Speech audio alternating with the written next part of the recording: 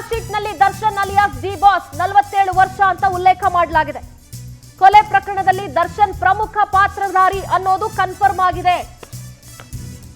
ದರ್ಶನ್ ವಿರುದ್ಧ 302, 34, 120B, 355, 143, 147, 148, 149, 201, 364 IPC section ಅನ್ನ ತನಿಖಾಧಿಕಾರಿಗಳು ದಾಖಲಿಸಿದ್ದಾರೆ.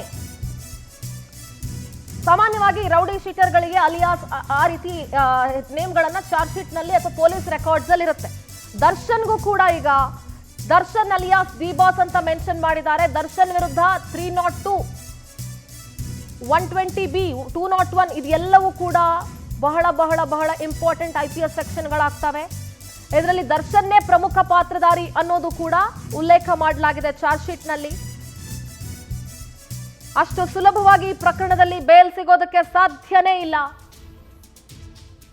ಕಂಪ್ಲೀಟ್ ಎಲ್ಲ ಅಂಶಗಳನ್ನ ಕೂಡ ಪೊಲೀಸರು ಉಲ್ಲೇಖ ಮಾಡಿದ್ದಾರೆ.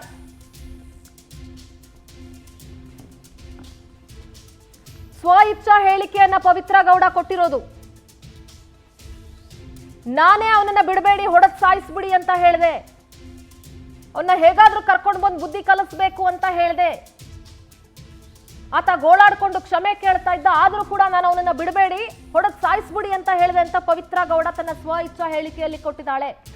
ಅಂಡ್ ದರ್ಶನ್ ಈ ಪ್ರಕರಣದ ಪ್ರಮುಖ ಪಾತ್ರಧಾರಿ, ಅವರು ಕೂಡ ಸ್ವ ಇಚ್ಛಾ ಹೇಳಿಕೆಯನ್ನ ಕೊಟ್ಟಿದ್ದಾನೆ. ನಟ ದರ್ಶನ್ ಕೂಡ ತನ್ನ ಅಭಿಮಾನಿ ಬಳಗವನ್ನ ಬಳಸ್ಕೊಂಡು ಇವತ್ತು ದರ್ಶನ್ ಬಿಡ್ರಿ, ಪವಿತ್ರ ಗೌಡ ಬಿಡ್ರಿ, ಅವರು ಒಳಗಡೆ ಇದ್ರು ಹೊರಗಡೆ ಇದ್ರು ಏನೋ ಪ್ರಯೋಜನ ಏನಿಲ್ಲ, ಅಥವಾ ಅವ್ರ ಫ್ಯಾಮಿಲಿಗೆ ಹಣಕಾಸಿನ ಸಮಸ್ಯೆ ಏನು ಆಗೋದಿಲ್ಲ.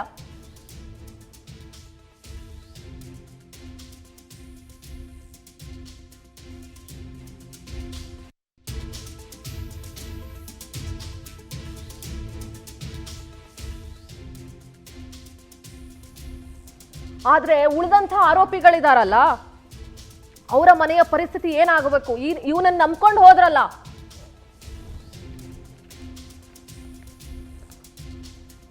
ಎಲ್ಲ ತಪ್ಪುಗಳನ್ನ ಒಪ್ಕೊಂಡಿದ್ದಾರೆ. ಏನೇನ್ ಮಾಡಿದ್ರು, ಯಾವ ರೀತಿ ಪ್ಲಾನ್ ಮಾಡಿದ್ರು, ಯಾವ ರೀತಿ ರೇಣುಕಾ ಸ್ವಾಮಿಯನ್ನ ಹತ್ಯೆ ಮಾಡೋದಕ್ಕೆ ಸಂಚು ರೂಪಿಸಿದ್ರು, ಎಷ್ಟು ಕ್ರೌರ್ಯ ಮೆರೆದ್ರು, ಎಲ್ಲವನ್ನ ಕೂಡ ದರ್ಶನ್ ಮತ್ತೆ ಪವಿತ್ರ ಗೌಡ ಒಪ್ಕೊಂಡಿದ್ದಾರೆ. ಇವರ ಎಲ್ಲ ನಾಟಕಗಳಿಗೂ ಕೂಡ ಪೊಲೀಸರು ಬ್ರೇಕ್ ಹಾಕಿದ್ರು. ವಿಚಾರಣೆ ಸಂದರ್ಭದಲ್ಲಿ ರೇಣುಕಾ ಸ್ವಾಮಿ ಕೊಲೆ ಕೇಸ್ನ 2ನೇ ಆರೋಪಿ ದರ್ಶನ್ ಕೂಡ ತಪ್ಪೊಪ್ಪಿಗೆಯನ್ನ ನೀಡಿದ್ದಾರೆ. ಜೂನ್ 8ನೇ ತಾರೀಕು ವರ್ಕೌಟ್ ಮುಗಿಸ್ಕೊಂಡು ನಾನು ಮನೆಯಲ್ಲಿದ್ದೆ. ಮಧ್ಯಾಹ್ನ 12:30 ನಾನು ಪ್ರದೋಷ್ ನಾಗರಾಜ್ ರೆಸ್ಟೋರೆಂಟ್ಗೆ ಹೋದ್ವಿ. RR ನಗರದ ಸ್ಟೋನಿ ಬ್ರೂಕ್ ರೆಸ್ಟೋರೆಂಟ್ಗೆ ನಾವು 3 ಜನ ಹೋದ್ವಿ. ಅಲ್ಲಿ ಮಾಲೀಕರಾದಂತ ವಿನಯ್ ಮತ್ತೆ ಯಶಸ್ ಸೂರ್ಯ ಇದ್ರು. ನಾನು ಹೋದ ಬಳಿಕ ಚಿಕ್ಕಣ್ಣ ಕೂಡ ರೆಸ್ಟೋರೆಂಟ್ಗೆ ಬಂದ್ರು. ಇದು ದರ್ಶನ್ನ ಹೇಳಿಕೆಗಳು. ಮಧ್ಯಾಹ್ನ ಊಟ ಮುಗಿಸಿ ಅಲ್ಲಿಯೇ ಮಾತನಾಡ್ತಾ ಕೂತ್ಕೊಂಡಿದ್ವಿ. ಇದ್ಯಾವುದು ಪವರ್ ಟಿವಿ ಹೇಳ್ತಾ ಇರೋದಲ್ಲ, ಇದೆಲ್ಲವೂ ಕೂಡ ದರ್ಶನ್ನ ಸ್ವ ಇಚ್ಛಾ ಹೇಳಿಕೆಗಳು. ಚಾರ್ಜ್ ಶೀಟ್ ನಲ್ಲಿ ಮೆನ್ಷನ್ ಆಗೋರಿರೋದು. ಮಧ್ಯಾಹ್ನ 3 ಗಂಟೆ ಸುಮಾರಿಗೆ ಪವನ್ ಬರ್ತಾನೆ, ಮೆಸೇಜ್ ಕೊಡ್ತಾನೆ ನನಗೆ, ರೇಣುಕಾ ಸ್ವಾಮಿ ಕೊಲೆ ಕೇಸ್ನ 2ನೇ ಆರೋಪಿ ದರ್ಶನ್ ಸ್ವ ಇಚ್ಛಾ ಹೇಳಿಕೆ.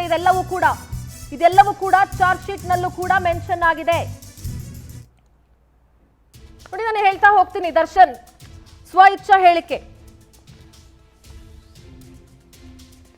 ನಾವೆಲ್ಲರೂ ಕೂಡ ಮನೇಲಿ ವರ್ಕೌಟ್ ಮುಗಿಸ್ಕೊಂಡು ಮನೇಲಿ ಕೂತ್ಕೊಂಡಿದ್ದೆ. ನಾನು ಮಧ್ಯಾಹ್ನ ಸುಮಾರು 12:30ಕ್ಕೆ ನಾನು ಮತ್ತೆ ನಮ್ಮ ಮನೆಗೆ ಬಂದಿದ್ದಂತಹ ಪ್ರದೋಷ್ ನಾಗರಾಜ್ ಜೊತೆಗೆ ರಾಜರಾಜೇಶ್ವರಿ ನಗರದಲ್ಲಿರುವಂತಹ ಸ್ಟೋನಿ ಬ್ರೂಕ್ ರೆಸ್ಟೋರೆಂಟ್ಗೆ ಹೋಗಿದ್ವಿ. ಅಲ್ಲಿ ಆಗ್ಲೇ ಮಾಲೀಕರಾದ ವಿನಯ್ ಹಾಗೆ ಯಶಸ್ ಸೂರ್ಯ ಇದ್ರು. ನಾನು ಹೋದ ನಂತರ ಚಿತ್ರನಟ ಚಿಕ್ಕಣ್ಣ ಬರ್ತಾರೆ. ನಾವೆಲ್ಲರೂ ಕೂಡ ಮಧ್ಯಾಹ್ನ ಅಲ್ಲೇ ಊಟ ಮುಗಿಸಿ ಟೇಬಲ್ ಹತ್ರ ಕುತ್ಕೊಂಡು ಮಾತನಾಡ್ತಾ ಇದ್ವಿ.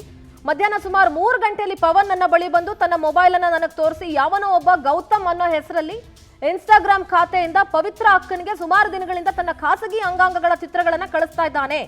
ಪವಿತ್ರ ಅಕ್ಕನಿಗೆ ನಿನ್ನ ರೇಟ್ ಎಷ್ಟು, ನಾನು ರೂಮ್ ಮಾಡ್ತೀನಿ, ನೀನು ಬಾ, ನಾನು ದರ್ಶನ್ಗಿಂತ ಚೆನ್ನಾಗಿದ್ದೀನಿ ಅಂತ ಇತ್ಯಾದಿಗಳನ್ನ ಮೆಸೇಜ್ಗಳನ್ನ ಮಾಡಿರುವ ಬಗ್ಗೆ ಚಿತ್ರರಂಗದ ರೇಣುಕಾ ಸ್ವಾಮಿ ಎಂಬ ವ್ಯಕ್ತಿಯನ್ನ ರಾಘವೇಂದ್ರ ಮತ್ತು ಆತನ ಸ್ನೇಹಿತರು ಕಿಡ್ನಾಪ್ ಮಾಡ್ಕೊಂಡು ಬಂದು ಪಾರ್ಕಿಂಗ್ ಶೆಡ್ ನಲ್ಲಿ ಇಟ್ಟಿರ್ತಾರೆ ಅಂತ ದರ್ಶನ್ಗೆ ಪವನ್ ಬಂದು ಹೇಳ್ತಾನಂತೆ.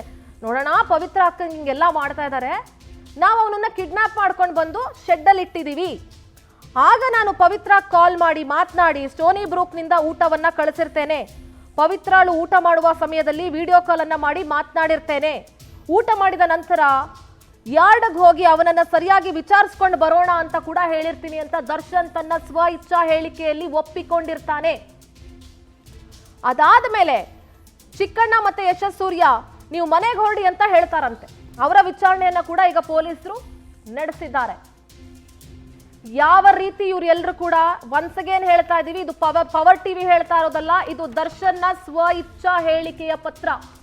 ಚಾರ್ಜ್ ಶೀಟ್ ನಲ್ಲಿ ಉಲ್ಲೇಖ ಆಗಿರೋದಿದು. ದರ್ಶನ್ ಸ್ವ ಇಚ್ಛಾ ಹೇಳಿಕೆಯನ್ನ ಕೊಟ್ಟಿರೋದಿದು. ಯಾವ ರೀತಿ ಪ್ಲಾನ್ ಮಾಡಿದ್ರು, ಏನೇನು ಮಾಡಿದ್ರು.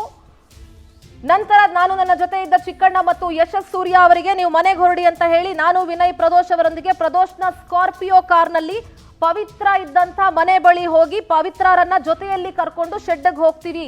ಸುಮಾರು 4 ಗಂಟೆಗೆ ಯಾರ್ಡ್ ಅನ್ನ ರೀಚ್ ಆಗ್ತೀವಿ ಅಂತ ದರ್ಶನ್ ಹೇಳಿರ್ತಾನೆ.